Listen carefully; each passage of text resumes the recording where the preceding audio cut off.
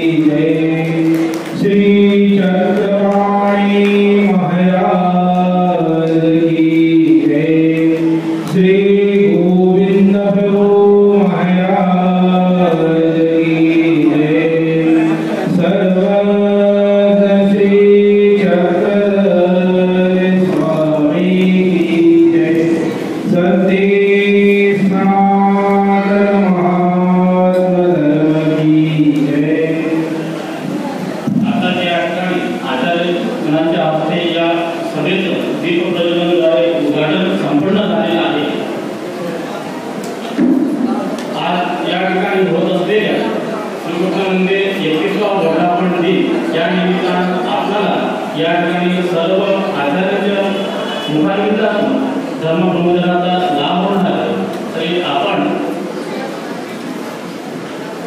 या ठिकाणी शांतपणाने या ठिकाणी बसून आपल्याला धर्म प्रबोधन श्रवण करायचं आहे।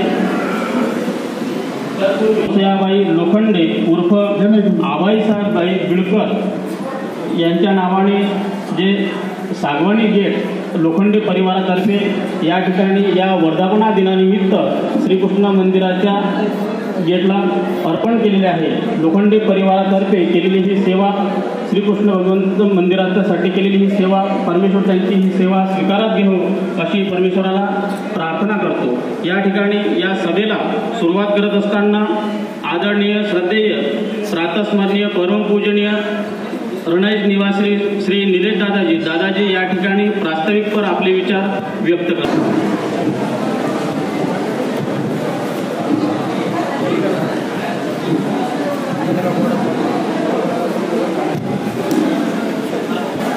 या श्रीकृष्ण मंदिराचा हा वर्धापन 31वा वर्धापन दिन आहे आणि या 31व्या वर्धापन दिना सोहळ्याच्या निमित्ताने संपन्न होत असलेली ही धर्म एक वृत्तीकरण भूमीमध्ये वास्तू दशाला तशीच असते, परंतु विचार आचार त्याप्रमाणे धर्माची वृद्धी ही वाढत गेली पाहिजे आणि त्यासाठी आपण ही आपली परंपरा आहे, हिंदू संस्कृतीची परंपरा असो किंवा स्वामी श्री चक्रधरांच्या विचाराची परंपरा, एक शौर्याचे प्रतीक त्याप्रमाणे ते धर्मरूपी कार्याचे प्रतीक की आपल्या अंतःकरणामध्ये नवीन उभारणी मिळावी, कुठेतरी नवीन विचाराला प्रेरणा मिळावी, कुठेतरी त्याला ग्रामीण जीवनामध्ये उद्धरण करण्यासाठी दिलेलं हे परमेश्वराचं तत्वज्ञान एकतर दृष्ट हेतूने जिज्ञासारूपी काहीतरी एखादं मरण जाण्यासाठी तत्वज्ञान अभ्यास करतात, संशोधन करतात, अभ्यास करतात, ते फक्त इच्छा जागृत करून काय आहे याच्यामध्ये जाणण्याचा प्रयत्न करत असतात, असं दृष्टपणे उपयोगी जाणारं शास्त्र आहे। परंतु एखाद्याला त्या परमेश्वराच्या विचारामध्ये आपल्या आत्म्याच्या उद्धारासाठी उपयोग करायचा असेल तर जे शकतो एवढी असाढ वेदशक्ती स्वामी श्री चक्रधरांच्या अवतारित्वामध्ये आहे, तो विशेष संविधानात येईल आणि असं जाणत येईल। कारण परमेश्वर धर्म जो आहे तो धर्म हा जीवात्म्याचं उद्धरण करण्यासाठी पुन्हा पुन्हा परमेश्वर आपलं ज्ञान सांगतात, पुन्हा पुन्हा अवतार धारण करतात। जसं स्वामींनी सांगितलं की लोट्याच्या मातेचा दृष्टांत दिला की जसं एखादी माता आपल्या मुलाला पुन्हा पुन्हा पाचते, पुन्हा पुन्हा उलटी करते, दुसऱ्या पाहणाऱ्या शेजारी पाजारी पाय म्हणतात ते पुन्हा पुन्हा उलटी करते, कशाला पाचते, ती म्हणते नाही थोडंसं तरी त्याच्या पोटात राहील, तेवढंच त्याला समाधान वाटेल, आईलाही समाधान वाटेल। तसं परमेश्वर प्रत्येक सृष्टीत आपल्याला ज्ञान देतात, प्रत्येक सृष्टीत आपलं धर्म कार्य करण्यासाठी त्याला प्रवृत्त करतात, कुठेतरी त्याला मायेचा ओलावा देऊन कुठेतरी परमेश्वराचं जे निरपेक्ष प्रेम आहे जीवात्म्याविषयी ते निरपेक्ष प्रेम परमेश्वर व्यक्त करत असताना कुठलीही अपेक्षा जीवाकडून करत नाही। जीव देवता ह्या सापेक्ष आहेत, अपेक्षाभूत कार्य करणारे आहेत, काहीतरी घेतल्याशिवाय देत नाही, पण ईश्वर कुठल्याही प्रकारची अपेक्षा न ठेवता अनमित बंधू, अनमित तत्वाचं नातं आणि स्वामी आत्म सामर्थ्य हे काही वेगळंच आहे। इथल्या भूमीचं सुद्धा किंवा इथल्या खाण्यापिण्याच्या पदार्थाविषयी सुद्धा एवढं काही त्यामध्ये अधोगतीचा मार्ग आहे की तो अधोगतीचा मार्ग कुठल्याही प्रकारे तो नरकाकडेच नेणारा असतो आणि म्हणून त्या संदेशरूपी वचनाच्या माध्यमातून आपल्याला देवाने दिलेला जो एक संदेश असतो तो आपल्याला प्राणाला असतो। ते विचार ती कुठली तरी साधना थोडकी जरी असेल, जसं स्वामी म्हणतात की येथे ती जशीची तुम्ही जशी उपलक्षणे त्याच्या जीवनामध्ये दैनंदिन त्यांनी थोडा का होणार त्यांनी त्याचा जो संदेश आहे किंवा त्याचं जे परमेश्वराचं ध्येय आपल्याला सांगण्याविषयी जे परमेश्वराने एक उद्युक्तता दाखवलेली आहे ते धरून ठेवल्यानंतर निश्चितच त्याला ते तारक असते आणि म्हणून स्वामी श्री चक्रधरांनी हा दशीरूपी आचार, मग तो नामधारक असो, त्याने नाम घेतलेला आहे, त्याचा नामाचा अधिकतर वाढून वेद वाढलेला, आवडी वाढलेली आहे। आमच्या आद्य आचार्य श्री नागराचार्यांनी वेदवंत सांगितलेलं आहे, माईंभट्टांनी वेदवंत सांगितलेलं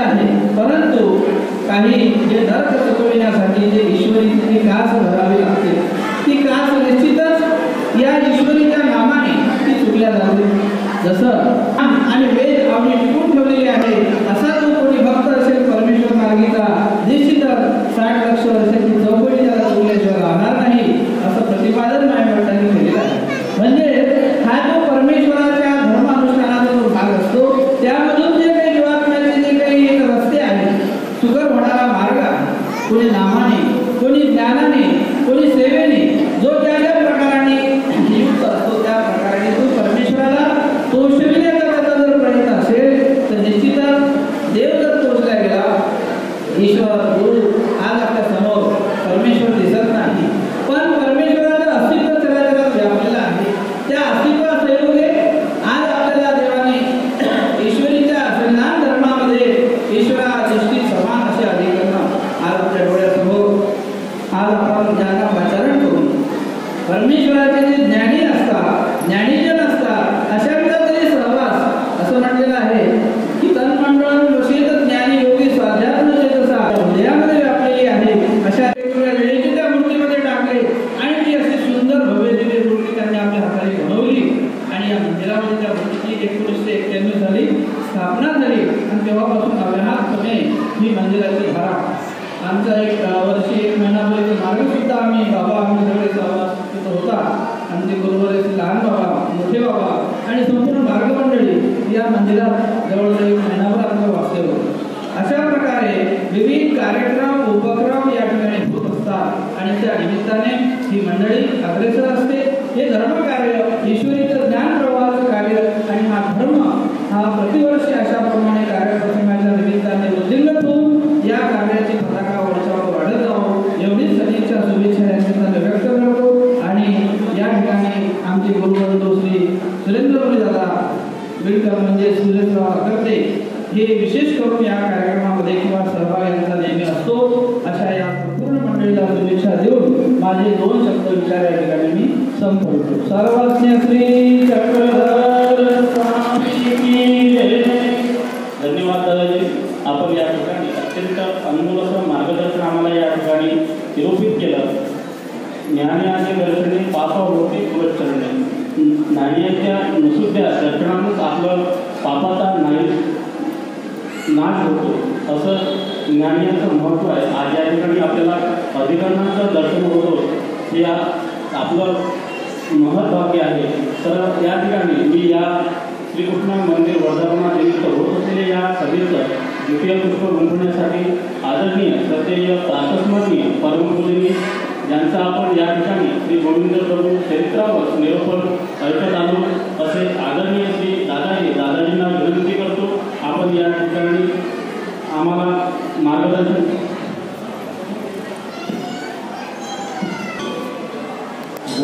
विभूषित करा नवनीरदाभा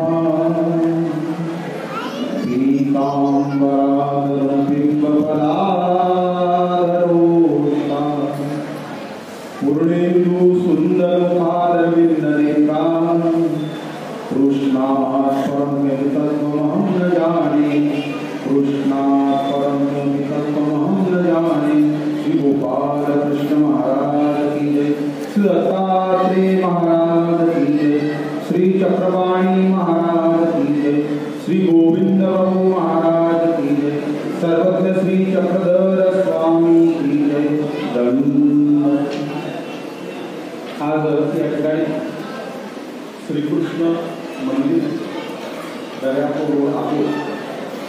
मंदिराचा 21वा वर्धापन दिन सोहळा दरवर्षी त्या ठिकाणी छोट्या मोठ्या रूपामध्ये या ठिकाणी साजरा होत असतो. कोरोनाच्या प्रादुर्भावामुळे 2 वर्ष त्यामध्ये बंद पडला, कोर्टमध्ये झाला आणि या ठिकाणी पुनश्च वातावरण चांगलं झाल्यामुळे हा भव्याने सोहळा या ठिकाणी संपन्न होत आहे. या सोहळ्याच्या निमित्त होत असणारी समारोपीय शांता धर्मसभा आणि श्रीकृष्ण मार्ग म्हणतात मयाध्यक्ष प्रवृत्ती सुनियोजित विचाराचं भेटून आणलं म्हणजे जगदीकर वाटते. माझ्या अध्यक्षतेखाली सृष्टी चालते. सृष्टीचं अध्यक्ष परमेश्वरानं स्वीकारलेलं आहे, त्यामुळे सृष्टीची सर्व घडामोड चालते. त्या अंतर्गत होणारी आपली छोटी का असणारी धर्मसभा, परंतु त्या सभेला एक अध्यक्षाची आवश्यकता असते. म्हणून आजच्या या धर्मसभेला लागलेले अध्यक्ष परमादरणीय परम श्रद्धेय प्रातस्मरणीय प्रणय श्रीनिवासी आचार्य प्रवर्ती मोठी बाबाजी, तसेच कार्यक्रमाला आवर्जून उपस्थित असणारे परमादरणीय परम श्रद्धेय प्रातस्मरणीय गिरदपूर परमेश्वर निवासी यशोद मठाचे संचालक श्री बाबाजी, तसेच या ठिकाणी ज्यांचं सुश्राव्य मंत्रमुग्ध करून देणारं असं कीर्तन आपण या ठिकाणी रात्री श्रवण केलं. असे परम आदरणीय परमचर्चे प्रातस्मरणीय आमचे ज्येष्ठ श्रेष्ठ विद्यागुरू आचार्य प्रवर गायकवाड निवासी श्री बाबाजी पासून हा कार्यक्रम सतत चालत आहे. आपोची या मंडळाची ही संचालक मंडळी आणि कार्यकर्ते यांचं कौतुक करावं तेवढं कमी आहे.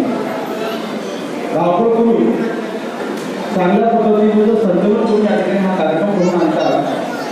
मी तर कुठे कार्यक्रमाला गेलो की 7 दिवसाचा सप्ताह असो की 10 दिवसाचा असो, मी नेहमी कार्यक्रमाचं कौतुक यासाठी करतो की आम्ही तर काही नाही, आमची तर सगळी व्यवस्था असते. फक्त आम्हाला बोलणे 2 टाईम असतो, 2 टाईम एक टाईम असतो, 1 टाईम आणि जेवणे आणि झोपणे एवढं काम असते. शुभेच्छा देतो आणि कोणत्यामध्ये आपले विचार या ठिकाणी मांडतो. श्री गोविंदगुरू महाराजांविषयी तर आपण 7 दिवस श्रवण केलेलंच आहे. परमेश्वराने सृष्टी का रचली असं दादांनी आपल्याला सांगितलेलंच आहे. या सृष्टीचं घडामोड आध्यात्मिक ज्ञान त्यासाठी पाहिजे. त्या गुरुपाडव्याच्या प्रसंगावर एकच सांगतो की हा जो मराठी महिन्याचा पहिला दिवस आहे, बऱ्याच लोकांचे मला फोन येतात. प्रश्नाच्या बाबतीत तर मला खूप फोन येतात. आज एक सकाळी मागच्या वर्षी खूप आले पण एवढंच कमी आले. आज फक्त 2-3 आले. तो उलगडायसाठी करतो की आणखी कोणाच्या मनात प्रश्न असेलच. तर काय होते की एखादं नवीन संशोधन कोणी करते, आता त्याला काही आधार असतो किंवा नसतो. सकाळून 2-3 फोन आले, त्यांना विचारलं की गुढी उभारायची केली. तर म्हटलं बाबा कोणाचं काही म्हणणं आहे का तुमच्या घरात? तर आमच्या मुलाचं म्हणणं आहे की अजिबात गुढी उभारायची नाही. मी तिला म्हटलं त्या बाईला, म्हटलं असं काय? म्हटलं त्याला असं वाटत असेल की आता संभाजीचं प्रतीक काय म्हणते. म्हणजे हो बरोबर आहे, तुम्ही कसं आवडलं? म्हटलं माझ्याबरोबर सगळ्या गोष्टी होतात.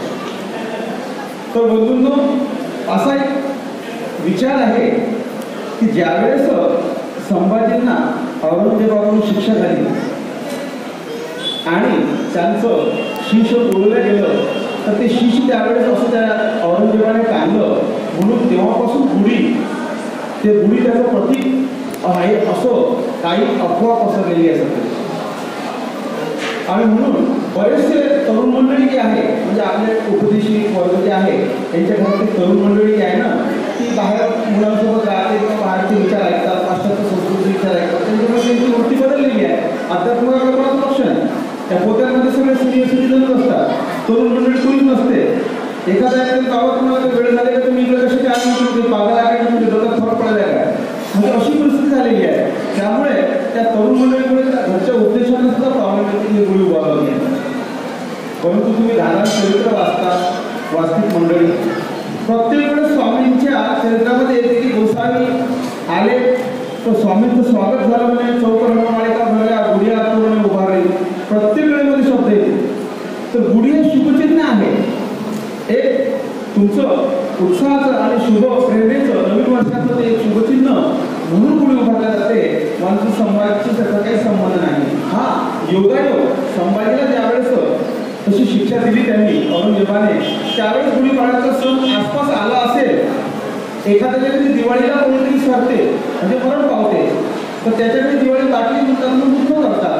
पण जास्तीत जास्त एखादी पिढी 2 पिढी 3ऱ्या पिढीनंतर आणखी परत पुनश्च दिवाळी साजरी करण्याची सुरुवात होते. मग कदाचित संभाजीच्या काळामध्ये कसं झालं असेल तर तो दुःख आपण 1, 2, 5, 10, 15, 20 वर्ष पाळला असेल, तर त्यानंतर मग गुढी उभारणं सुरू झालेलं आहे. मग कोणीतरी काय करते, पाठीमागून काहीतरी उठून काढते. आता त्या दिवशी राखी पौर्णिमेचा सण कोणी कुठून शोधा झाला, तो म्हणे ते द्रौपदीचा कृष्णपणाचं सुदर्शन चक्र झाल्यामुळे ते बोट कापलं, द्रौपदीने चिंधी बांधली त्याला, तिथून म्हणे हा सण आला. आता कोणी नवीन नवीन संशोधन करायला लागले करा, पण त्याला कुठला आधार नाही. म्हणून गुढी संभाजीपासून उभारतात हा मात्र चुकीचा निर्णय आहे.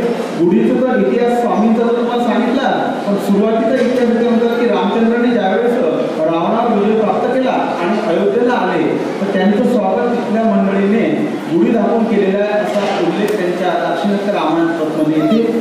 तर सांगायचं तात्पर्य की हे शुभचिन्ह आणि एक प्रेरणादर्शक चिन्ह आहे, स्वागत चिन्ह आहे.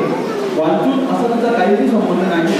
तर असा हा गुढीपाडवा आपण साजरा करत असतो. आणि इतकंच आहे की त्याचं पूजन करत बसू नका, त्याला दंडक्षता लावत बसू नका, तर शुभचिन्हाला मात्र काही अडचण नाही. आणि तसं असं मग चरित्रातही आपल्या ते चुकीचं आलेलं आहे असं म्हणावं लागेल. आणि आपलं चरित्र तर परंपरेनं आलेलं आहे.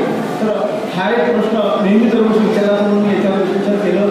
दुसरं याला म्हणजे एक वर्षाला संस्कृतीचे संवत्सर म्हणतात, हे संवत्सर दरवर्षी बदलत असते आणि तो बदलण्याचा दिवस आजचाच आहे. आपण पंचांग पाहतो किंवा पंचांगाचं कॅलेंडर तर प्रत्येकाच्या घरीच आहे आणि त्या कॅलेंडरमध्ये आपण फक्त गुढीपाडवा शब्द पाहिला की झालं.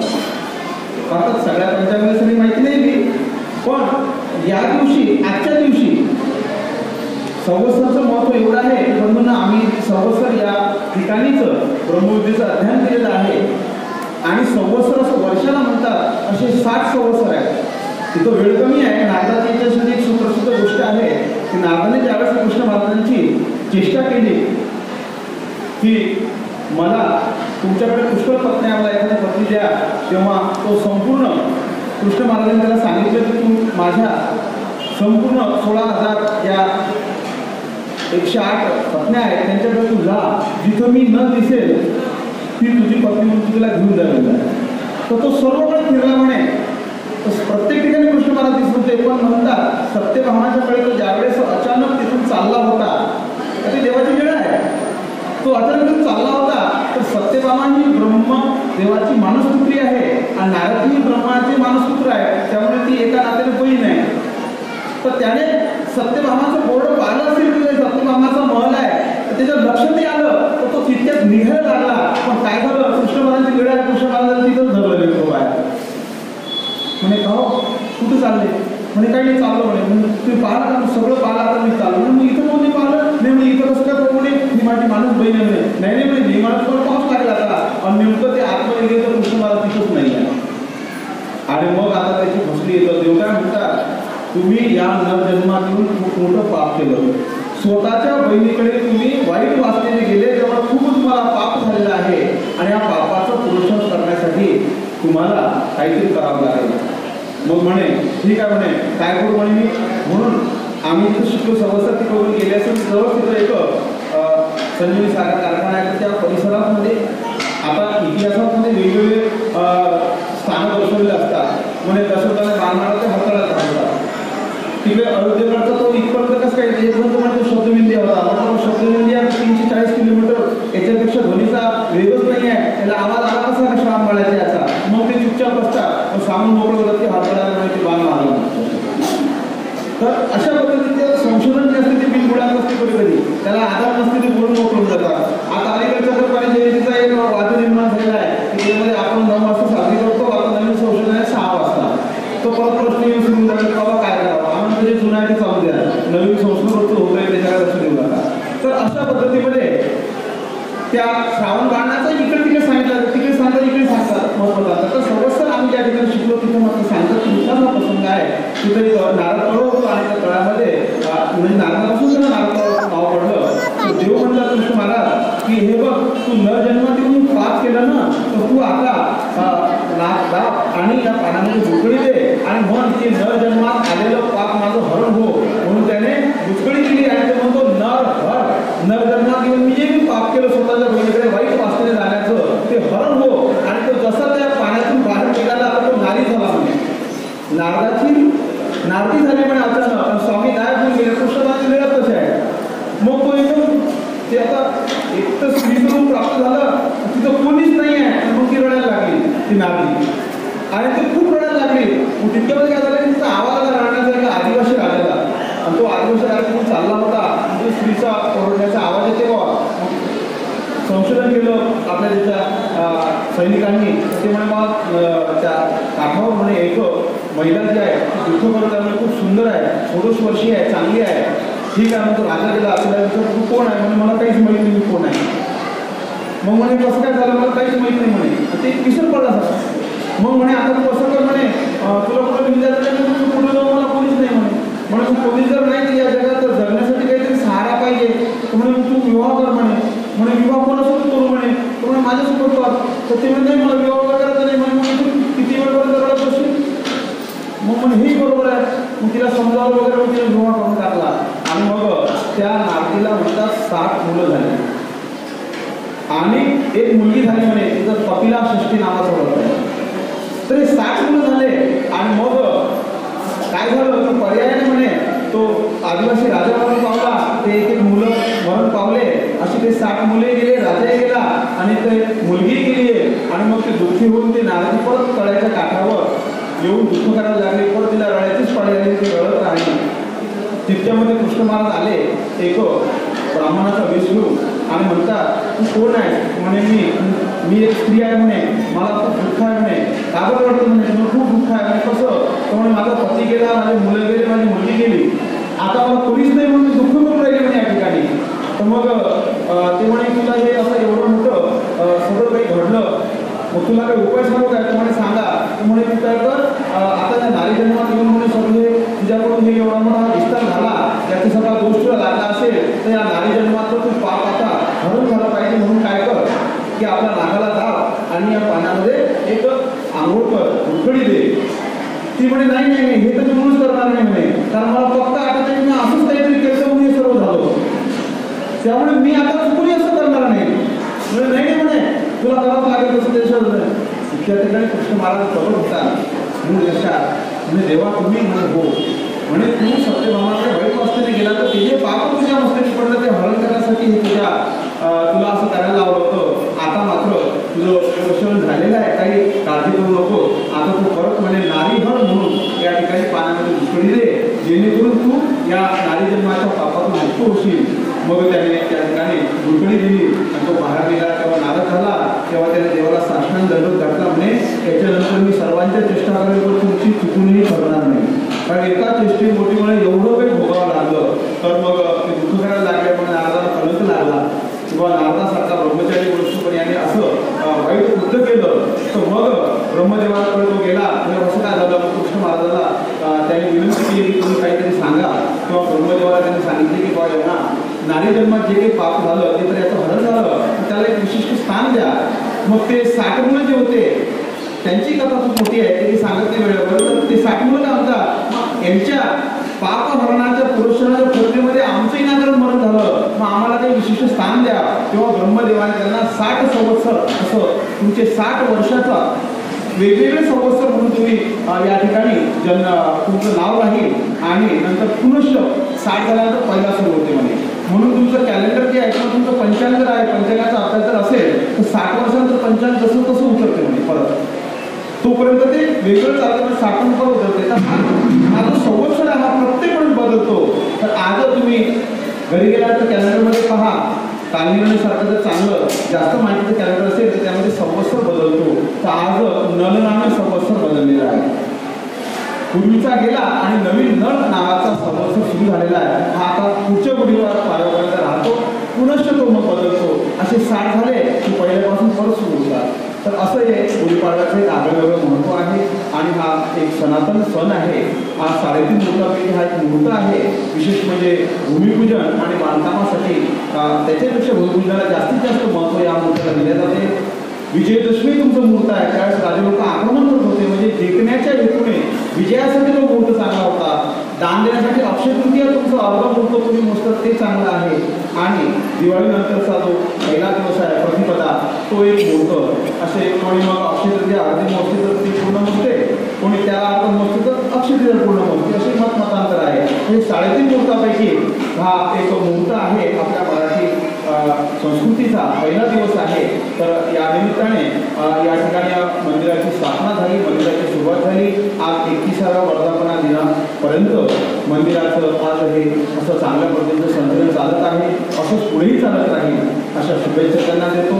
या वर्धापन दिन म्हणजे वाढदिवस आपल्या भाषेत. आता आपण वाढदिवस करतो आपला, तर कदाचित आपला वाढदिवस नसून तो जर विचार केला तर घटदिवस आहे, कारण आपण 100 वर्षाची लिमिट आपली बांधलेली आहे, कलियुगी शतक, आणि त्याच्यात कोणी शत मारत की नाही. तर आपलं आयुष्य संपेल, परंतु मंदिराचं संपणार नाही, याचा जीर्णोद्धार होतच राहील. आणि आजही स्वामींच्या मंदिरांना 1800 वर्ष झाले तरी सुद्धा त्यांचं वाढदिवस, त्याचा 800वा वाढदिवस चालूच आलेला आहे, त्याच्या पुढे बी जाईल. म्हणजे खऱ्या अर्थाने मंदिराच्या वर्धापन या ठिकाणी संपन्न होत आहे. तर त्यानिमित्ताने सर्व या अपोवासिकांना सर्वांना मी शुभेच्छा देतो आणि वेळेवर या ठिकाणी थांबतो. सर्वज्ञ श्री चक्रधर स्वामी धन्यवाद. अत्यंत दादांनी आपल्या अशा अनमोल मार्गदर्शनातून या ठिकाणी दादांनी खंतही व्यक्त केली की निरोपण सोहळा समारंभ संपन्न होत असताना फक्त ज्येष्ठ मंडळीच उपस्थित राहतात आणि तरुण वर्ग हा उपस्थित नसतो. तरुण वर्ग उपस्थित नसल्यामुळं हे जे प्रश्न पडतात, गोडी उभारू की नाही उभारू किंवा अनेक काही प्रश्न असतील, हे प्रश्न आपल्याला अधिकरणाच्या संविधानात जाऊन त्यांच्या निरूपणातूनच आपल्याला हे प्रश्न सुटतात. आपले असलेली तारे जोडून हे प्रश्न सुटत नसतात. म्हणून या ठिकाणी जी होत धर्मसभा आहे, त्या धर्मसभेला आपण उपस्थित जर असलो तर आपले जे शंका आहेत ते आपण आपल्या अधिकरणासमोर मांडू शकतो. ते आपल्या प्रबोधनाद्वारे आपल्याला आपल्या शंकेचं निरसन करतात. अशा या सभेचा लाभ आपल्याला या ठिकाणी होतो. यानंतर या सभेला पुढे चालवण्याकरता आदरणीय श्रद्धेय प्रातस्मरणीय ज्यांच्या मुखारविंदातून आपण रात्री कीर्तन ऐकलं, त्यानंतर आदरणीय बाबाजी पदयात्रेच्या माध्यमातून, प्रवचनाच्या माध्यमातून, कीर्तनाच्या माध्यमातून धर्मप्रबोधन धर्मप्रचार सक्षमपणे करतात असे आदरणीय बाबाजी श्री जळगाव निवासी बाबाजींना विनंती करतो या ठिकाणी येऊन आम्हाला मार्गदर्शन करून प्रबोधन करा. धन्यवाद.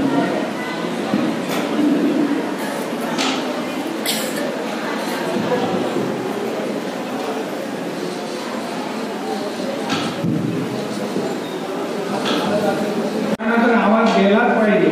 पण अकोटच्या परिसरामध्ये जे गाव आहेत, वडाळी, चिचोली आणि बरीच गावं असतील, त्या लोकांनाही कळलं पाहिजे की अकोट येथील श्रीकृष्ण मंदिर हे बोलतं, तिथे काहीतरी गर्जना देवाच्या नावाची होती. ते लोकांना कळलं पाहिजे. म्हणून तरी कमीत कमी देवाच्या नावाचा जयघोष आपल्याला जास्तीत जास्त जोरात करायचा आहे. श्री गोविंद महाराज की जय. धन्यवाद. श्री गोविंद प्रभू चरित्र निरूपण सोहळा अंतर्गत मंदिर वर्धापन या मंदिराचं नूतनीकरण झालेलं आहे. त्या नूतनीकरणाच्या माध्यमातून आयोजित असलेला हा कार्यक्रम, ही धर्मसभा आणि या धर्मसभेचे अध्यक्ष आदरणीय श्रद्धेय परमपूजनीय आचार्य प्रवर उपाध्याय कुलाचार्य अखिल विश्व मानव परिषद अध्यक्ष आचार्य प्रवर श्री मोठे बाबा राणा येथे ज्यांच्या हस्ते या धर्मसभेचं दीपप्रज्वलन झालं, ते आदरणीय पूजनीय श्रद्धेय परमेश्वरपूर निवासी आचार्य श्री विच्छेदेव बाबाजी यांचं निरूपण 7 दिवस आपण श्री गोविंद प्रभू बाबांच्या जीवनावरती श्रवण केलं. ते प्रवाचक आदरणीय श्रद्धेय पूजनीय श्री संजय राजाराणी मानवा यांचे विचार आपण ऐकलेले आहेत आणि ऐकावंसे वाटतात. यांच्या विचारामध्ये चिंतन असतं, तत्वज्ञान भरलेलं असतं, विशेष प्रकारचे मुद्दे यांच्या प्रवचनामध्ये असतात. ते आदरणीय श्रद्धेय परमपूजनीय माझे स्नेही श्री विनय दादाजी मानवा, आदरणीय पूजनीय श्री बबलूदादा शास्त्री, आदरणीय पूजनीय श्री बबलूदादा, त्यानंतर जे या कार्यक्रमाचं सूत्रसंचालन करतात ते आदरणीय पूजनीय श्री मंगेशदादा शास्त्री अकोला निवासी, आणि त्याचप्रमाणे विद्यापूर निवासी सगळे संत, आमच्या तपस्विनी भगिनी, अकोटकर सर्व ग्रामस्थ बंधू भगिनी, परिसरातून आलेली सर्व ग्रामस्थ बंधू भगिनी आणि या मंदिरातील सर्व विश्वस्त मंडळी, कार्यकर्ते, सर्व भक्त मंडळी. उशीर फार झालेला आहे. किती वाजले? 12 वाजले. भाषण का नाही राशन का है असं नेहमी अमरावतीचे बाबा सांगायचे. आता मला असं वाटले की समय आम्ही कैसा आहे, भाषण का नाही राशन काय. 12 वाजले, मध्यान्ह काळ झाला आणि श्री दत्ताचं कौतुक जातात मध्यान्ह काळी 45. कशाला जाता? जेवायला. मग आता अशा वेळेला भुका पेट, त्याच्या पोटामध्ये काही नाही, तो देवाचं नाम देऊ शकत नाही. म्हणून मला 4-5 वेळ देवाचं नाव घ्यावं लागलं. तेव्हा 6व्या वेळेला तुम्ही जे म्हटले त्याचा निश्चितच तुम्हाला भुका लागलेल्या आहेत. असो तरी आता पोटाला चिमटा द्यायचा. मी जास्त वेळ बोलणार नाही. 2 वाजेपर्यंत मी बोलेन, त्याच्यानंतर बाबा बोलेल.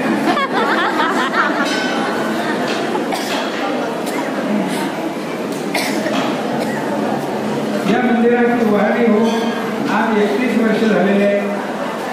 आणि म्हणून मला असं वाटतं म्हणजे 4थ्या दशकामध्ये या मंदिराने प्रवेश केलेला. धन्य आहे की पूर्वज त्यांनी त्या काळामध्ये या ठिकाणी हा दिवा रोवला आणि ही पंथाची धर्माची वास्तू या ठिकाणी रेखली.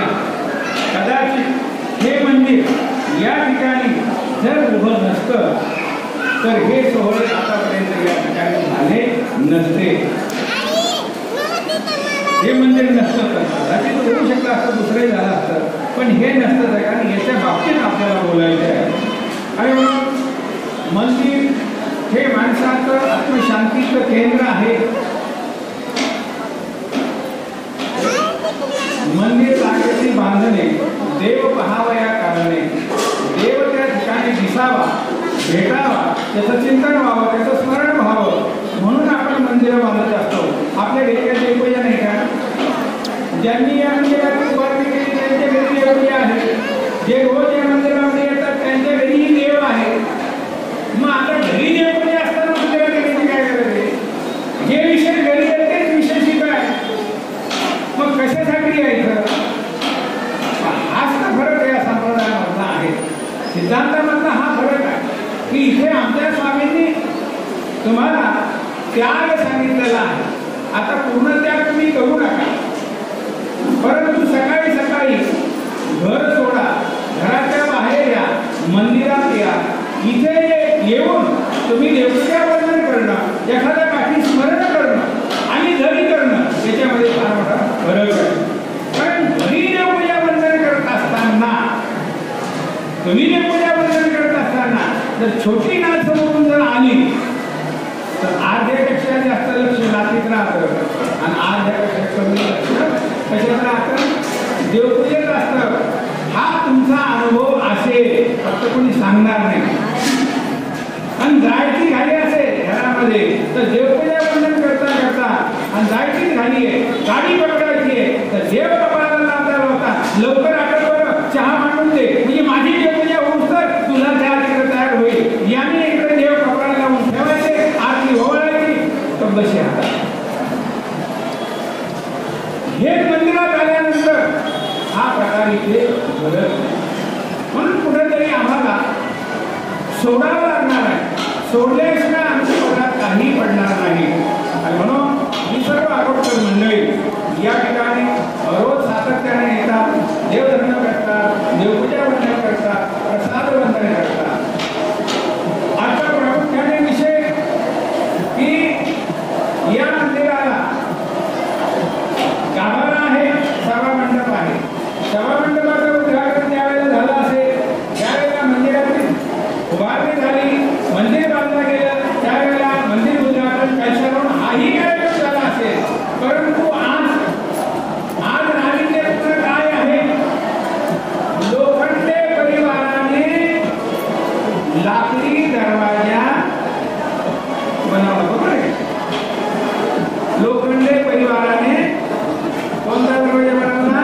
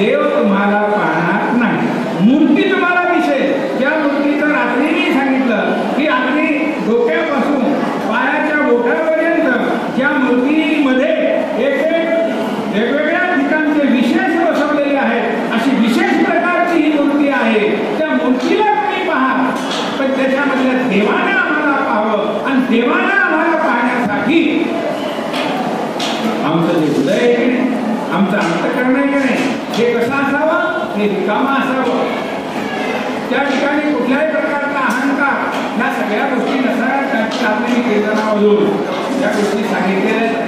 आणि म्हणून बंधूंनो, आपण निष्काम भावनेनं या ठिकाणी ही जी साधना करता, ही भक्ती करता, त्याची फलश्रुती आम्हाला दुष्टपर नको आहे.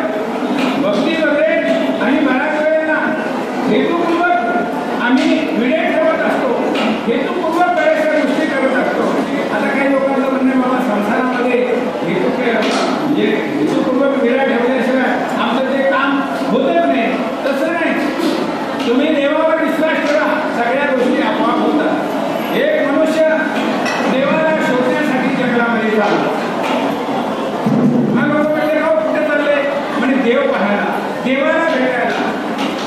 म्हणजे देवाला भेटल्यानंतर काय मागणार? मागायची वेळ तर काय नाही, फक्त मला त्याची भेट घ्यायची आणि भेटून परत वापस यायचं आहे.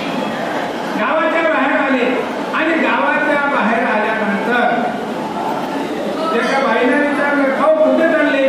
म्हणजे देवाला भेटायला. म्हणजे देवाला काय मागणार? आणि देवाला काही मागणार नाही. पण मग एक काम करा, माझा निरोप देवाला द्या. आणि काय तुमचा निरोप? आणि माझी मुलगी 22 वर्षाची झालेली आहे, पण ती मुकी आहे, तिला बोलता येत नाही. देवाला विचारा ती कधी बोलेल, एवढा निरोप देवाला सांगा. आणि ती कधी बोलेल एवढा विचार. म्हटले काही हरकत नाही.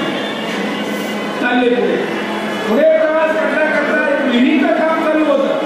विहिरीचं खोदकाम चालू आहे. विहीर बरीचशी खोल गेलेली आहे, पण विहिरीला पाणी लागलेलं नाही. विहिरीवर काही उभे असलेली जी काही मजूर माणसं आहेत, त्यांनी त्याला कुठे चालले? म्हटले देवाला भेटायला. कशासाठी? काय मागणार देवाला? म्हणजे मला काहीच मागायचं नाही, फक्त मला देवाची भेट घ्यायची. देवाला भेटायचंय. देव कसा आहे तो मला माहित आहे. मग देवाला एक निरोप सांगा ना आमचा. म्हणजे काय?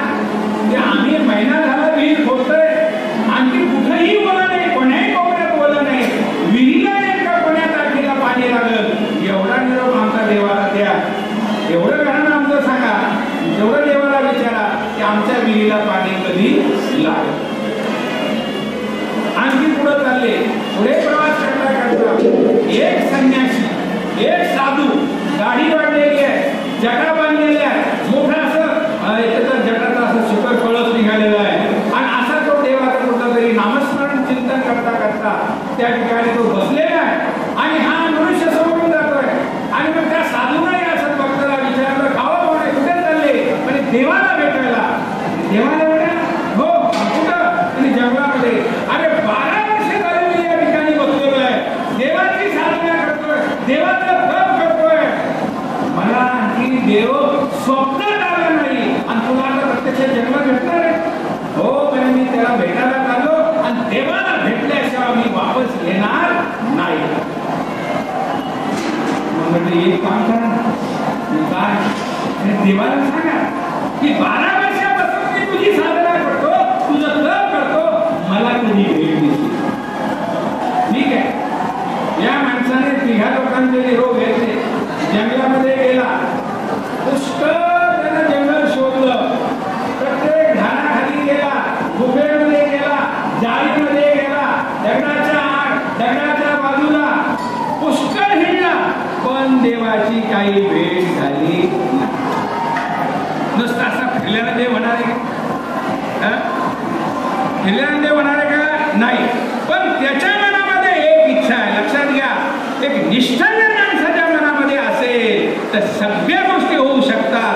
असा हा निष्ठावान. त्याच्या मनामध्ये फक्त एकच इच्छा आहे की देव मी पाहिलेला नाही आणि तो देव मला भेटला पाहिजे, बस.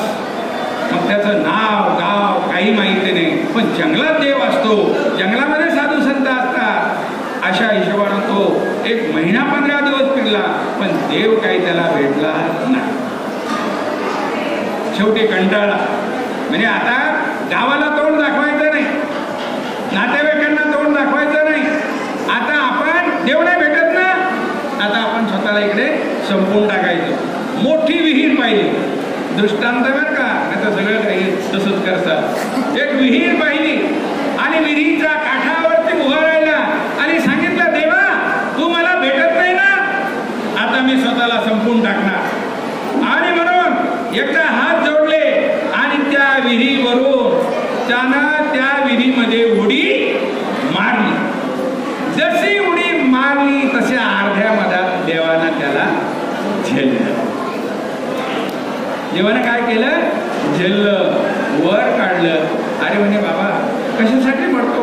म्हणे मला देवाला भेटायचं होतं. म्हणजे मग मीच देव आहे, मीच देव आहे. माग तुला काय लागतं ते सांग, तुला काय पाहिजे ते. म्हणे मला काहीच नको, बस तुझी भेट मला घ्यायची होती आणि ती भेट आता झाली. मी चालला पुढे. परत त्याला आठवण आली, त्या बाईनं निरोप दिला होता, विहिरीवाला निरोप दिला होता, संन्याशाला निरोप दिला होता. म्हणजे देवा मला काही नको, पण एक बाई आहे, तिची मुलगी 22 वर्षाची मुकी आहे, तर ती कधी बोलेल एवढं फक्त मला सांगा. पुढे विहिरीचं म्हणजे विहीर खोदत होते, त्या विहिरीला पाणी कधी लागेल तेवढं मला सांगा.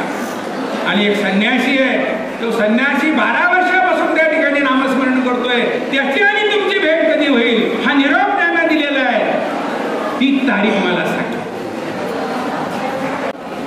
ही बाई तुला भेटली ना पहिल्यांदा, ती जी 22 वर्षाची मुलगी आहे ती कधी बोलेल हा निरोप आहे ना. हो,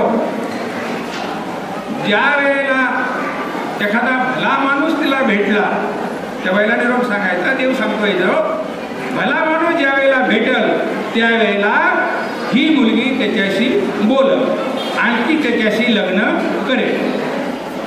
भला माणूस भेटला की बोलायला सुरुवात करेल, एवढा निरोप सांगतो. म्हणे विहिरीवाल्याला काय सांगू? त्यांना सांग उत्तरेच्या बाजूला तुम्ही आता खोदा आणि एक दगड मोठा, तो दगड तुम्ही काढला की मोठा पाण्याचा नळ लागला आणि सगळं पाणीच पाणी विहिरीमध्ये होणार. तथा पुढे तो संन्यासी भेटला. म्हणे देवा त्या संन्यासाची आणि त्याच्या ज्या जटा आहेत ना, त्या जटामध्ये मोठं एक सोन्याचं कड आहे आणि ते कड त्याच्यामध्ये ठेवलेलं आहे आणि त्याला वरून केस गुंडाळलेले आहे. ते कोणी चोराने नेऊ नये म्हणे, तो फार मोठा चोर आहे. तो डाकू आहे, तो संन्यासी आहे, तो खरा साधू नाही आहे. त्याला काय भेट द्यायची? उलट त्याला सांग हे कड तू राजाचं चोरून आणलेलं आहे, तू नेऊन दे, नाही त्या एखाद्या भल्या माणसाला अर्पण कर. निघाले. दृष्टांत त्या दिशेनं आपल्या निष्काम भावनेनं काही गोष्टी आपण जेव्हा करू त्याचं फळ म्हणजे काही न म्हणता त्या गोष्टी सहज घडत असतात. आल्यानंतर त्या संन्याशाला भेटला. संन्याशी म्हटले आले का? हो म्हणे. भेटला का देव? म्हणजे भेटला. म्हणे काय सांगितलं? माझा निरोप दिला देवाला? हो म्हणे. तुम्ही काय खरे संन्यासी का? तुम्ही खरे साधू काय? तुम्ही तर लुबाडू आहे. तुम्ही राज्याचं सोन्याचं कडं चोरून आणलं आणि जटामध्ये गुंडाळून ठेवलं का नको? दाखवा. म्हणे हो. आमचा निरोप दिला का? म्हणे हो. म्हणे कधी लागेल पाणी? म्हणे उत्तर बाजूला एक मोठा दगड लागेल, तो दगड तुम्ही बाजूला काढला की विहिरीला पाणी लागलं. आणि परत तसंच झालं. दगड बाजूला काढला, विहीर पाण्यानं भरली. पुढे गेले, बाई भेटली. म्हणे भेटले का देव? म्हणे हो. काय सांगितलं देवानं? म्हटले एखादा भला माणूस जेव्हा भेटेल त्यावेळेला तुमची मुलगी बोलायला लागेल आणि ती बोलायला लागेल त्याच्याशी ती लग्न सुद्धा करायला तयार होईल. असं हा निरोप देवानं दिलेला त्या बाईला, त्या मुलीच्या आईला सांगायला त्यानं सुरुवात केली. आणि तेवढ्यात पोरगी आली आणि ती म्हणते कुठून आले पाहुणे? ती काय म्हणते? कुठून आले आई पाहुणे? ती म्हणते हे असे असे पाहुणे. आणि मग तो निघायला लागला. अहो म्हणे देवानं सांगितलं ना की ज्याच्याशी बोलल त्याच्याशी लग्न लावा. आता तुमच्याशिवाय भला नवरदेव मला कुठं भेटणार आहे? सांगायचं तात्पर्य हा दृष्टांत. जेव्हा आम्ही मंदिराची असो, मार्गाची असो, समाजामध्ये असो, राजकारणामध्ये तुम्ही उतरा आणि त्याच्यामध्ये तुम्ही निष्काम भावनेनं सेवा करा. फक्त लोकांचे कामं करत राहा. लोक तुम्हाला डोक्यावर घेतील. फक्त अंतःकरणामध्ये बस. माणूस कर्तृत्वाने मोठा होतो, माणूस आपल्या कार्याने मोठा होतो. फक्त समाज कार्य करत असताना सुद्धा तीच वृत्ती, तीच धारणा आम्ही ठेवायला पाहिजे की एक निस्वार्थ भावनेनं जेव्हा तुम्ही समाजाचं कार्य करताल तर समाज तुम्हाला डोक्यावर घेईल. एखाद्या मंदिराचं कार्य करत असताना आपण या भावनेने केलं तरीही हे कार्य सहज परमेश्वर करून घेणारा असतो. आणि एखादं परमार्ग इथे तुम्ही फक्त सेवा करत राहा आणि अशा पद्धतीने तुम्ही ह्या सगळ्या गोष्टी करत राहिले म्हणून आज या मंदिराला हे रूप आलेलं आहे. लोक मंदिरामध्ये मोकळे होतात. आखोटकरांचं तसं नाही की इथे सातत्यानं वर्षा 2 वर्षातून पोथीचे पारायणाचे कुठले ना कुठले कार्यक्रम चालू असतात. आज दादांचं या ठिकाणी गोविंद प्रभू चरित्र चालू आहे आणि ज्या लोकांना श्री प्रभुबाबांच्या बाबतीत आता काही ठराविक गोष्टी माहिती असतात, ठराविक चरित्र माहिती असतात, पण सातत्यानं 7 दिवस या ठिकाणी जेव्हा हे निरोपण चालतं त्यावेळेला एक साधारण असले प्रश्नसुद्धा माणसाचे सुटतात. श्री अनिल भाऊ आंबाळकर, सद्भक्त श्री अशोकपंत फडके अमरावती, सद्भक्त श्री दत्तोपंत फडके वाठोडा शुक्लेश्वर, सद्भक्त श्री आशिषदादा फडके वाठोडा शुक्लेश्वर. आपण या ठिकाणी आशीर्वाद घ्यायचा आहे. अनिल भाऊ फडके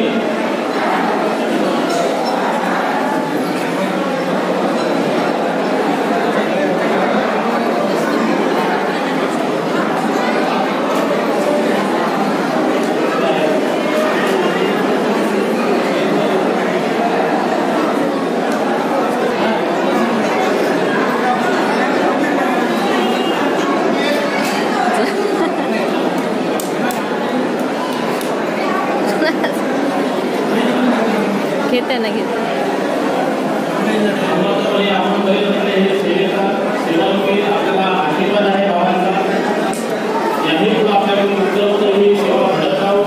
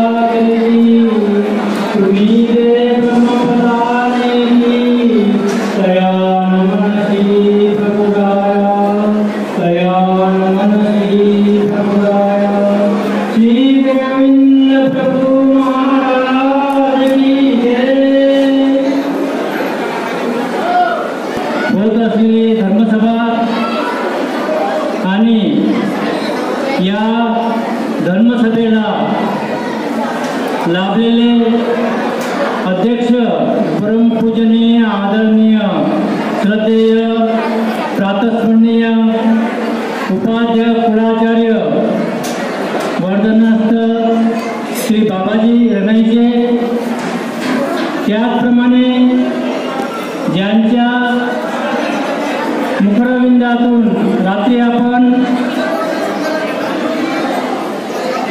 कीर्तनाचा लाभ घेतला असे परमपूजनीय आदरणीय श्रद्धेय प्रातस्मरणीय व्याख्यान मार्तंड गायदेव निवासी परमपूजनीय श्री बाबाजी यांच्या मुखरविंदातून आपण गेली 7 दिवसापासून श्री गोविंद प्रभू चरित्र या विषयावर त्यांचे प्रबोधन ऐकले. ते परमपूजनीय आदरणीय श्रद्धेय पूजनीय श्री अंबाबाई खामनेकर केदारा, त्याचप्रमाणे परमपूजनीय आदरणीय श्रद्धेय रणायची आश्रमाचे व्यवस्थापक पूजनीय श्री दादाजी, पूजनीय आदरणीय श्रद्धे श्री बपोरदादा शास्त्री, आदरणीय श्री अप्पूदादाजी, स्टेजच्या माध्यमातून जी सेवा करत आहेत परमपूजनीय श्री मंगेशराव शास्त्री, तपस्विनी वर्ग, सर्व बंधू आणि भगिनी, आज गेली 31 वर्षापासून या ठिकाणी या मंदिराचा जो कार्यक्रम वर्धापन दिनाच्या माध्यमातून साजरा होत आहे, मागे दादांच्या प्रास्ताविकामध्ये सांगितलं की 1991 मध्ये ज्यावेळेस हे मंदिर स्थापन झालं त्यावेळेस पासून वर्धनस्थ बाबांच्या माध्यमातून या यक्षदेव संस्थेचा आणि या गावाचा संबंध चालत आलेला आहे आणि तो चालत राहणार. असे या गावची जी परंपरा आहे ती परंपरा धार्मिक या ठिकाणी अनेक मार्ग आले, प्रवचनाच्या माध्यमातून, पोथीच्या माध्यमातून अनेक संत महंतांचे मार्गदर्शन लाभलेले आहे. त्यामुळे पंथाची, धर्माची जी उत्तरोत्तर प्रगती होत आहे ते खरोखरच वाखाणण्यासारखे आहे. आज 31 वर्षामध्ये पदार्पण करून या मंदिराला जे लोखंडे परिवाराच्या माध्यमातून जी काही सेवा या ठिकाणी त्यांनी दाराच्या माध्यमातून केलेली आहे ती सेवा साधनदाता श्री चक्रस्वामी त्या स्वीकार करून त्यांना त्याचं प्रसाद मिळो हीच प्रभूची प्रार्थना करतो. आणि वारंवार असेच प्रवचनाच्या माध्यमातून, पोथीच्या माध्यमातून सर्व सद्भक्तांना धर्मसेवेचा लाभ घडावा अशी सदिच्छा व्यक्त करतो. आणि आज नवीन वर्ष प्रारंभ झालेलं आहे. या नवीन वर्षात सर्वांना सुख समृद्धी लाभो, परमेश्वरांनी त्यांना धर्मरक्षणाचे सामर्थ्य प्रदान करो, त्यांच्या उत्तरोत्तर धर्मसेवा घडत राहो हीच प्रभूचरणी प्रार्थना करतो आणि माझे 2 शब्द संपवतो. धन्यवाद. यानंतर आपण त्यांची आतुरतेनं वाट पाहतो आहे तसेच या सभेचे अध्यक्ष आदरणीय श्रद्धेय प्रातस्मरणीय उपाध्य कुलाचार्य श्री रणय निवासी श्री मोठे बाबाजींना विनंती करतो या ठिकाणी आपण आपले मार्गदर्शक विचार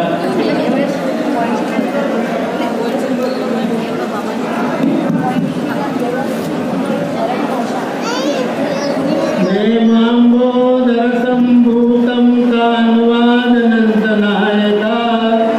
प्रभुं नमामि गोविन्दं जीवा विद्याविभञ्जनं श्री गोविंद प्रभु महाराज की.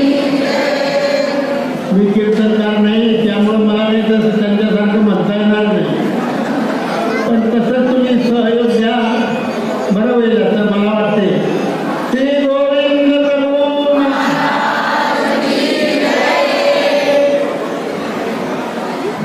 आज गुढीपाडव्याचा दिवस आहे. गुढीपाडव्याच्या दिवसाच्या निमित्ताने मी सगळ्यांना आधी शुभेच्छा देतो. वासनिक मंडळींना, बंधू भगिनींना आशीर्वाद देतो आणि ही येणारं नवीन वर्ष काहीतरी प्रतिज्ञा करून तुमच्याकडून ती पूर्ण करून घ्यावी देवानं अशी अपेक्षा व्यक्त करतो या ठिकाणी. कारण आज काहीतरी चांगलं काम करण्याची शपथ घेण्याची पद्धत आहे. वर्षभर चांगलं करेल, मंदिरात येईल किंवा मंदिरात दर्शन करेल किंवा मार्गमंडळीच्या भेटीला जाईल किंवा तीर्थस्थानाला जाईल असा संकल्प आज करायचा आहे. तो ज्याने त्याने आपल्या मनात करायचा. त्या निमित्ताने ह्या वर्धापन दिन खऱ्या अर्थानं आपल्या जीवनामध्ये क्रांती करू शकतो, एवढं या दिनाचं महत्त्व आहे. या सभेला या ठिकाणी उद्घाटित करण्यासाठी म्हणून अत्यंत विद्वान माणसं कीर्तनकार सापडले. उपाध्य कुलभूषण श्री यक्षदेव बाबा, त्याप्रमाणे आदरणीय परम श्रद्धेय कवीश्वर कुलभूषण श्री कीर्तनकार बाबा दयादेव, त्याप्रमाणे आपण त्यांचे 5-6 दिवसापासून या ठिकाणी ज्यांच्या मुखातून चरित्र ऐकत आहात ते आदरणीय श्री खामनेकर दादा, त्याप्रमाणे दिनेश दादा, बबलू दादा, धनंजय दादा, विनोद दादा आणि या ठिकाणी उपस्थित असलेले सर्व संत, महंत, वासनिक, त्याचप्रमाणे तपस्विनी, वासनिक बंधू आणि भगिनींनो, आज अत्यंत महत्त्वाचा दिवस आहे. वर्षारंभ आज आपण मानतो, मराठी माणसं वर्षारंभ मानतो. तो गुढीपाडव्याचा दिवस आहे आणि या गुढीपाडव्याच्या दिवशी आपलं मंदिर जवळजवळ 21-22 वर्षाचं झालेलं आहे. 21-22 वर्षापर्यंत या मंदिराच्या माध्यमातून आपण परमेश्वराशी सुसंवाद साधतो आहोत. परमेश्वराशी सुसंवाद साधण्यासाठी मंदिर हे यासारख्या दुसऱ्या कोणतं ठिकाण नाही. आपण ऐकलं सिद्धोंकर बाबांच्या भाषणामध्ये प्रत्येक घरामध्ये देवालय आहे, परंतु तिची स्थिती कशी असते? सगळा संसार डोक्यात असतो, सगळे प्रॉब्लेम मनामध्ये असतात आणि आपण देवदेव करतो. त्या देवाचा त्या विधीचा जेवढा परिणाम आपल्या मनावर व्हायला पाहिजे आणि सुसंस्कारित मन व्हायला पाहिजे तेवढं होऊ शकत नाही. ते मंदिरचे घर सोडून, म्हणजे घरातली घर सोडून मंदिरात जर आलो तर मंदिरात असलेलं अधिष्ठान, या अधिष्ठानाची एकरूप होता आलं पाहिजे. परंतु दिसतं असं मंदिरात आल्यानंतर परमेश्वर त्या अधिष्ठानाची एकरूप होणं तर बाजूलाच राहिलं, परंतु विड्यासाठी धडपड चालते. आपली पानं गोळा करतो, नारळ काढतो, सुपारी काढतो, फळं काढतो आणि याच्यातच आपला वेळ जातो आणि एकदा वेळा ठेवला की आपली पूजा संपते. तसं नाही. या ठिकाणी ज्या ठिकाणी जे सामर्थ्य असेल, श्री चक्रधरांचं सामर्थ्य असेल, गोविंद प्रभूंचं सामर्थ्य असेल, दत्तात्रय प्रभूंचं सामर्थ्य असेल, त्या सामर्थ्याची एकरूप होता आलं पाहिजे. जेणेकरून आपल्या अंतःकरणातलं मनोमालिन्य दूर होते. त्याच्यासाठी मंदिराची संस्कृती आपल्या जीवनामध्ये एक विशिष्ट स्थान निर्माण करते. नाही तर मंदिर आहे, चालू आहे मंदिर असं नाही. आपल्या जीवनाला व्यवस्थित वळण लागलं पाहिजे. आपल्या जीवनामध्ये जे दोष आहे, आपल्या वागण्यामध्ये जे दोष आहेत, हे दोष दूर झाले पाहिजे. त्याच्यासाठी दुसरं कोणतं साधन आपल्या उपयोगी ठरणार नाही. मंदिर हेच त्याला नियंत्रित करू शकते. म्हणून मंदिरात येऊन 1 गाठी, 2 गाठ्या, 5 गाठ्या, ज्याला जितका वेळ मिळाला तेवढं त्यानं नामस्मरण केलं पाहिजे. म्हणजे परमेश्वर संसार बाजूला ठेवून परमेश्वर आपल्या अंतःकरणात आठवला पाहिजे. पण परमेश्वर जेव्हा अंतःकरणात आठवू आपण एकाग्र मनानं, त्यावेळेला परमेश्वर भेट देतो. आपल्याला आताच दृष्टांताने समजून सांगितलं, तो निष्काम भावनेनं देवदर्शनासाठी देव भेटायला निघाला होता. निष्काम भावना मनामध्ये असली की प्रपंचाचे प्रॉब्लेम आपोआप मिटत असतात. कारण परमेश्वर स्वरूप आपल्या पुढे आहे.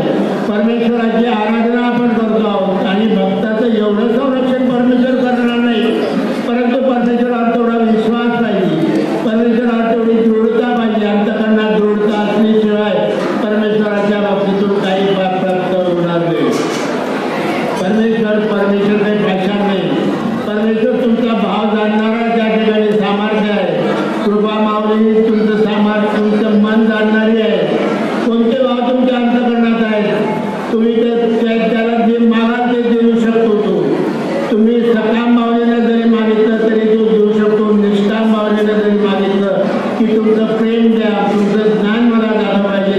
परमेश्वर देऊ शकतो.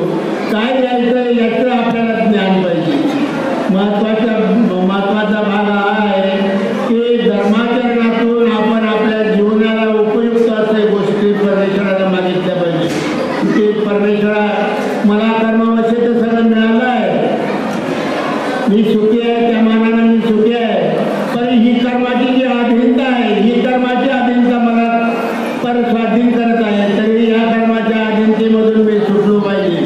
म्हणजे माझे कर्म आहेत ते नष्ट झाले पाहिजे आणि माझं जीवन शुद्ध झालं पाहिजे. या धारणेनं ईश्वर चिंतन जर केलं तर निश्चितपणानं परमेश्वर या मंदिरात येऊन जे गेलेलं 15-20 मिनिटाचं जे देवदेव आहे त्याच्या त्याची अंतकरण शुद्धता आपोआप झाल्याशिवाय राहत नाही. याच्यासाठी मंदिर संस्कृती आपण जोपासत आलो. शरीराला जसा प्रपंच आवश्यक आहे तसं शरीराला परमेश्वराच्या सान्निध्यामध्ये जाण्यासाठी सुद्धा एकांत पाहिजे. ईश्वर चिंतनासाठी एकांत पाहिजे. आपली हाक परमेश्वरापर्यंत गेली पाहिजे. कारण त्या ठिकाणी सामर्थ्याच्या माध्यमातून परमेश्वराची रेंज आहे. त्यांच्या रेंजमध्ये आपण गेलं पाहिजे. आपल्या रेंजमध्ये परमेश्वराला जर आणायचं असेल तर आपण त्याच्या रेंजमध्ये गेलं पाहिजे. तेव्हा तुमचा त्याचा फोन नंबर तुम्हाला मिळू शकतो. नाहीतर तुम्ही कितीही देवदेव केला तरी काही मिळणार नाही. याच्यासाठी एकदा मंदिरमध्ये येऊन दर्शन घ्यायचं. या मंदिरमध्ये हजारो लोक येऊन जातात. हजारो लोक कोणी काही मागितलं, कोणी काही मागितलं. अनेकांचे मनोरथ पूर्ण झाले असतील, अनेकांचे मनोरथ पूर्ण व्हायचे असतील, ते सुद्धा होतील निश्चितपणानं.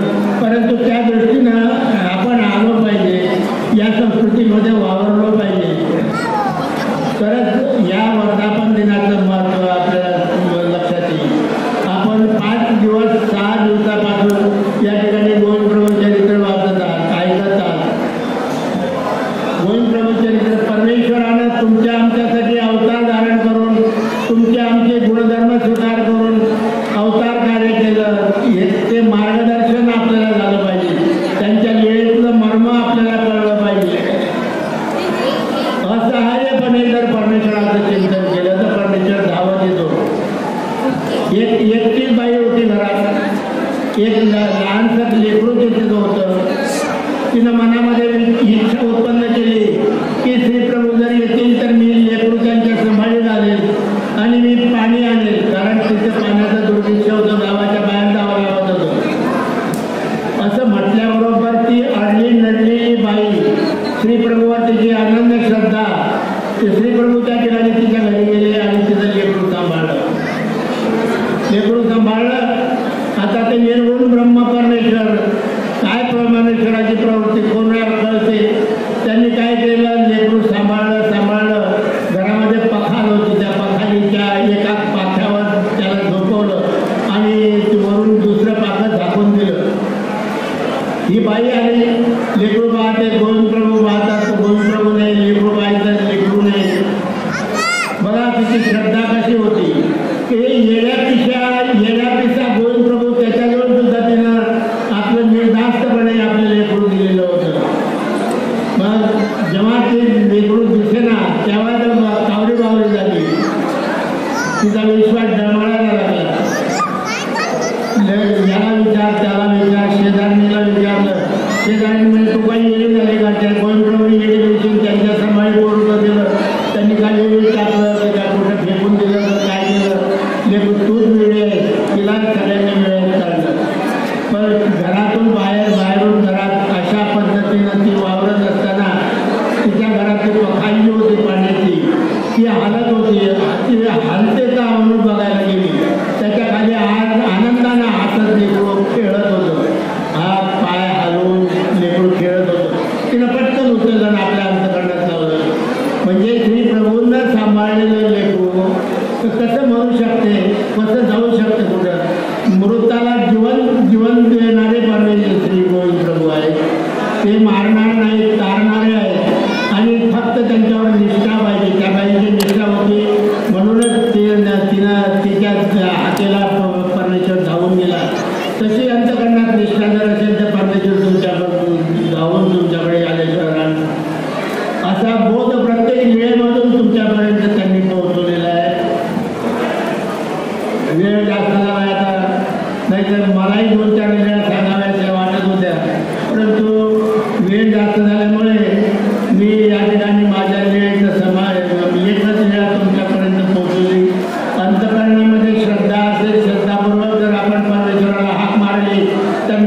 नूतनानं परमेश्वर तुमच्यापर्यंत येतो, तुम्हाला सहाय्य करतो. तो सांगायला येत नाही तुम्हाला की मी तुला सहाय्य करतो म्हणून. त्याचं कर्तव्य तो करतो. फक्त आपलं कर्तव्य निष्काम भावाने सेवा करणं एवढं ते आपण करत राहावं एवढी अपेक्षा या ठिकाणी व्यक्त करतो. आणि या मंडळाने हा जो उपक्रम सत्काराचा उपक्रम जो राबवला तो खरंच चांगला आहे, अनेकांच्या प्रेरणाला कारणीभूत आहे. आणि परमेश्वराचं जेवढं केलं तेवढं परमेश्वर त्याला देतो हे निश्चित आहे. तुमची क्रिया परमेश्वराने स्वीकार करावी अशी परमेश्वराला प्रार्थना करतो. आणि माझे या ठिकाणी लोखंडे परिवारानं 2 दरवाजे मंदिराला समर्पित केलेले आहेत. लोखंडे असं आडनाव असूनही सागाचे दरवाजे दान केलेले वैशिष्ट्य आहे. लोखंडासारखं समजायचं नाही, ते सागासारखेच आहे. ज्याच्यावर जसा आकार दिला तसा आकार येऊ शकतो, अशा पद्धतीचं लोखंड आहे ते. म्हणून परमेश्वर त्यांना काय बसायचे होत ही अपेक्षा या ठिकाणी व्यक्त करतो. शांत चित्तानं आपण ऐकून घेतलं आतापर्यंत. तुम्हाला धन्यवाद देतो आणि माझे हे समारोपाचे 2 शब्द मी संपतो.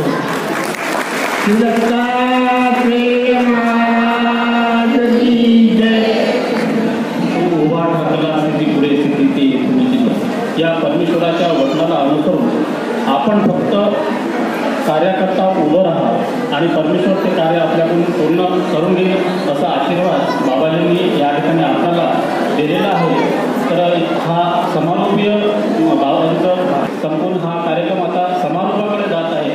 तत्पूर्वी हे सूत्रसंचलन करीत असताना मी काही वक्त्यांनाही किंवा या अगोदर केव्हा सूत्रसंचलन केलेलं नाही, परंतु आज या ठिकाणी सेवा या ठिकाणी देण्यात आली.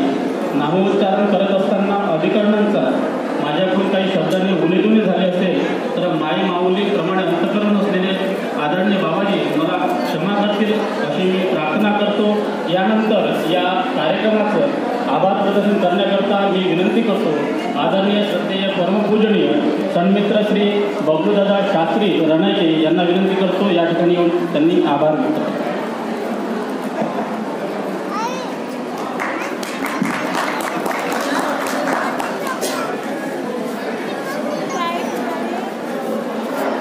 त्वमेव माता च पिता त्वमेव बन्धुश्च सखा त्वमेव विद्या द्रविणं त्वमेव सर्वं मम देव देव.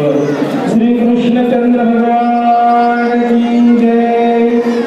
श्रीकृष्ण मंदिर 31वा वर्धापन दिन सोहळा, त्या वर्धापन दिनाचं औचित्य साधून 7 दिवस आपल्या या श्रीकृष्ण मंदिरामध्ये ज्यांचं पोथी ठेवली, ज्या विषयावर पोथी ठेवली असं श्री गोविंद प्रभू चरित्र निरूपण सोहळा, त्याचप्रमाणे या अकोट नगरीमध्ये आपलं देवाचं मंदिर व्हावं अशी त्यांची अत्यंत मनापासून तळमळ असलेले शारीरिक मानसिक आर्थिक कष्ट सहन करून ज्या मान्यवर मंडळींनी या मंदिराची उभारणी केली त्या संपूर्ण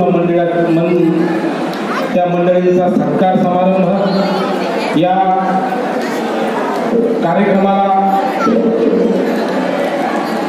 आवर्जून इथं उपस्थित असलेले बंधूंनो, आभार प्रदर्शन श्रीकृष्ण मंदिर कार्यकारी मंडळ अकोट यांच्याकडे होतं, परंतु त्यांचं प्रतिनिधित्व म्हणून मी या कार्यक्रमाचं आभार प्रदर्शन करीत आहे. आजच्या या कार्यक्रमाला उपस्थित असलेले ज्यांची प्रकृती स्वास्थ्य ठीक नसताना सुद्धा 350 किलोमीटरवरून असे आदरणीय परमश्रद्धेय मम गुरुवर्य उपाध्य कुलाचार्य वर्धनस्थ श्री मोठे बाबाजी, अध्यक्ष अखिल विश्व महानुभाव परिषद, संस्थापक संचालक महानुभाव प्रणवाचे प्रणयचे, तालुका अंबळनेर, जिल्हा जळगाव. बंधूंनो, हे मंदिर उभारणीपासूनच आदरणीय गुरुवर्य श्री ब्रह्माजींची प्रेरणा या संपूर्ण कार्यकारी मंडळाला आहे. त्यामुळे मी या कार्यकारी मंडळातर्फे बाबाजींचे आभार न मानता मी त्यांचे ऋण व्यक्त करतो. कारण वारंवार या संपूर्ण मंडळीला बाबांचं मार्गदर्शन आता आवश्यक आहेच आणि ते लाभणारच आहे, यात कुठलीही शंका नाही. त्याचप्रमाणे ज्यांच्या शुभहस्ते आपण या कार्यक्रमाचं दीपप्रज्वलन केलं असे आदरणीय परमश्रद्धेय श्री यक्षदेव प्रतिष्ठानचे अध्यक्ष संचालक उपाध्य कुलभूषण आचार्य प्रवर श्री यक्षदेव बाबाजी श्री क्षेत्र निधपूर बाबाजींचं सुद्धा या संपूर्ण कार्यकारी मंडळीला प्रत्येक वेळी मार्गदर्शन लाभत असतं. बाबाजींचे सुद्धा मी आभार न मानता या मंडळाच्या वतीने ऋण व्यक्त करतो. त्याचप्रमाणे आदरणीय परमश्रद्धेय कीर्तन सम्राट आचार्य प्रवर श्री जाळीचा देवनिवासी चिचोंडीकर बाबाजींचं अत्यंत सुश्राव्य असं कीर्तन आपण रात्री सर्वांनी ऐकलेलं आहे. बंधूंनो, आताच काही दिवसापूर्वी बाबाजींनी श्री क्षेत्र जाळीचा देव ते श्री क्षेत्र पोगनवाडी असा 800 किलोमीटरचा पायी प्रवास करून बाबाजी नुकतेच श्री क्षेत्र जाळीचा देव येथे आले होते. परंतु या कार्यकारी मंडळीच्या विनंतीला मान देऊन बाबाजी सुद्धा काल आपल्या या अकोट नगरीमध्ये उपस्थित झाले. बाबाजींचे सुद्धा मी या कार्यकारी मंडळातर्फे आभार न मानता ऋण व्यक्त करतो. त्याचप्रमाणे 7 दिवसापासून ज्यांच्या मुखाबिंदातून आपण निर्गुण ब्रह्म म्हणजे श्री गोविंद प्रभू चरित्र अभागपणे ऐकत होतो असे आदरणीय परमश्रद्धेय व्याख्यान मार्तन विद्वत रत्न पूजनीय श्री संजयराव दादाजी खामनेकर तेलारा दादाजींचं सुद्धा वेळोवेळी मार्गदर्शन या आमच्या अकोटकर मंडळीला मिळत असतं. मी दादाजींचे सुद्धा आभार न मानता त्यांचे सुद्धा मी या मंडळातर्फे ऋण व्यक्त करतो. त्याचप्रमाणे आमचे ज्येष्ठ गुरुबंधू आदरणीय परमश्रद्धेय पूजनीय श्री निलेश दादाजी बिडकर महानुभाव प्रणवाश्रम राणायचे दादाजींचं सुद्धा मार्गदर्शन या संपूर्ण मंडळाला लाभत असतं. मी दादाजींचे सुद्धा आभार न मानता या मंडळातर्फे ऋण व्यक्त करतो. त्याचप्रमाणे ज्यांनी आपल्या सुरुसावी अशा वाणीतून या कार्यक्रमाचं सूत्रसंचलन केलं असे आमचे सन्मित्र आदरणीय परमश्रद्धेय पूजनीय श्री मंगेशराज शास्त्रीजी यक्षदेव शास्त्रीजींचा सुद्धा मी या मंडळाच्या वतीने ऋण व्यक्त करतो. त्याचप्रमाणे आमचे गुरुबंधू पूजनीय श्री धनंजय दादाजी त्याचप्रमाणे पूजनीय श्री विनयमुनी दादाजी यांचे सुद्धा मी या मंडळाच्या वतीने ऋण व्यक्त करतो. त्याचप्रमाणे या कार्यक्रमाला उपस्थित असलेले अकोला येथील पूजनीय श्री येळंकर दादाजी पूजनीय श्री लाड दादाजी यांचे सुद्धा मी या मंडळाच्या वतीने ऋण व्यक्त करतो. त्याचप्रमाणे या कार्यक्रमासाठी उपस्थित असलेले सर्व पंचक्रोशीतील संत मंडळी त्याचप्रमाणे सर्व तपस्वी मंडळी ज्यामध्ये आपण अत्यंत असं स्वागत गीत ज्यांनी आमची उमाईसाताई यांचं सुद्धा मी या मंडळाच्या वतीने ऋण व्यक्त करतो. त्याचप्रमाणे संपूर्ण वासनिक मंडळी या पंचक्रोशीतील त्याचप्रमाणे अकोट नगरीतील सर्व उद्देशी सद्भक्त मंडळी ज्यामध्ये ग्रस्त मंडळी असतील महिला मंडळी असतील यांचं सुद्धा मी या श्रीकृष्ण मंदिर कार्यकारिणी मंडळ यांच्यातर्फे आभार व्यक्त न करता ऋण व्यक्त करतो. कारण आपला प्रतिसाद सदैव असाच आपल्या या मंदिराला लाभावा अशी अपेक्षा व्यक्त करतो आणि आभार प्रदर्शन संपलं असं मी जाहीर करतो. सर्वांनी महाप्रसाद घेतल्याशिवाय कोणीही जायचं नाही अशी मी सर्वांना या श्रीकृष्ण मंदिर कार्यकारिणी मंडळातर्फे विनंती करतो. जय जय देवा श्री चक्रधरा चंपे गौरव तुझी सुंदरती अवलोकनी आनंद वाटेची आलो तू